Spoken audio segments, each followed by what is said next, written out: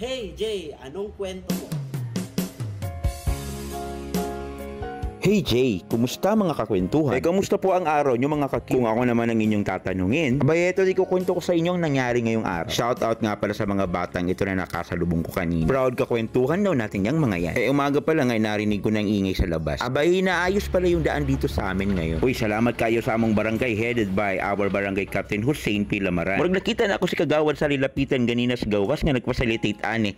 Hello Wad, kumusta ka na? Thank you nga po pala sa pagsasaayos nito. Gawa po ng tuloy-tuloy ang ulan, nagiging ganito po ang anyo ng ating kalsada dito. Nasilip ko nga sa labas, parang uulan na naman. Ako, pag ganitong tila tutuloy-tuloy na naman ang ulan, ay babaha na naman dito sa may samin. Kawawa naman kami. Pahimo na sagburag sa pa ang kalubihan. Uulitin ko po, thank you po sa pagsasaayos nito. Abay, malakas ang hey Jay sa inyo, barangay piso. Abay, maaga pa lang, naabutan ko na si Fauzan na nasa tindahan na. Daily routine na po niya yan. Pinapasigla ako ng lalo ng batang ito. Kaya Fauzan, mabuhay ka. By the way, mga kakwentuhan, pinagbibenta na nga po pala ni Khaled de la Cruz ang kanyang mga manok dito. Negotiable po ang presyo sa halagang 800 pesos kada isa. 1,200 naman kapag kapares ang bibilhin mo, babae at lalaking manok na yan. Chat nyo lamang po si Khaled de la Cruz at sabi niya, may pa-discount po talaga siya. Ay nga pala sa kasalubong ko na to, si Mubin po yan. Hi na rin sa'yo, Norman Apadan ng Waan, Davao City. Malakas ang hijig sa'yo, Rayukin Jin, Shamsuddin Malaydan, at Jamjom Tambakador ng Sirawan, Turil, Davao City. Hello na rin sa'yo, Azir Pandakupan, pati na rin kay Marilyn Bunhok Sultan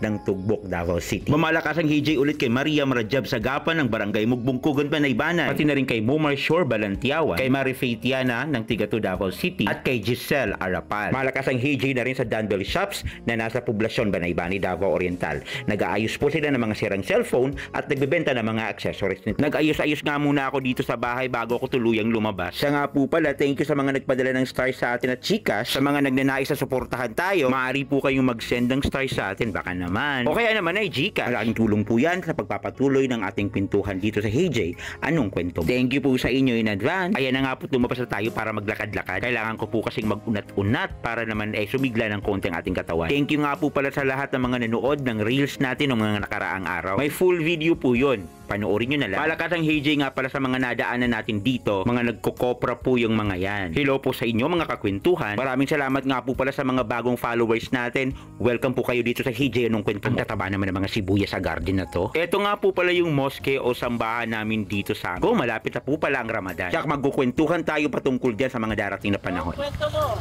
Dan Ray, anong kwento mo din sa'yo? Dumaan nga po pala ako dito sa aking pinsan na nagbibenta ng mga manok at mga siomai. Kaya pumapak na rin ako dahil sobrang sarap po nito talaga. Thank you Lang at Ben Kawanan. Abay, mataas pa rin pala ang tubig dito sa kanila banda. Naku, paano kaya ito? Tila uulan na naman. Umulan pa naman kagabi. Naku, di na ata matutuyo ito. Kaya nga po mga kakwentuhan, ugaliing maging handa palagi sa mga kalamidad. Kaya ito na nga po, mga ilang minuto pa'y umuhos na ang ulan. Kaya dito ko na siguro tatapusin ang aking kwento. Ang kwento ng ating kwento ngayon ay hindi na importante kung malalaki o maliliit ang mga kwento mo. Ang mahalagay kwento mo to at ikaw ang bida rito. At ito ang kwentuhan natin ngayong araw. Hey Jay, anong kwento mo?